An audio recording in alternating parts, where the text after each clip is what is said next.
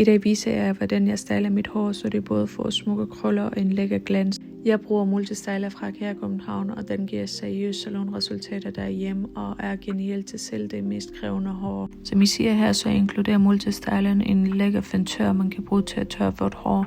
Jeg bruger enormt lang tid til at tørre mit hår, men dette apparat har virkelig sparet på min tid. Og nu fordi jeg skal krølle mit hår, så skal jeg udskifte hovedet til Airflow-krøllerne.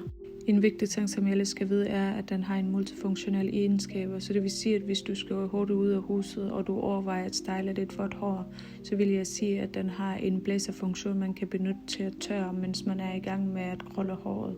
Det tog mig seriøst kun 10 minutter at få de flotte fyldte krøller. Jeg er helt vild med dem. I kan se, hvor små krøllerne falder på plads. Sammenlignet med en traditionel krøllerjern, så vil jeg sige, at den slet ikke har været anstrengende at bruge. Det har virkelig været en fornøjelse at arbejde med den her multistyler.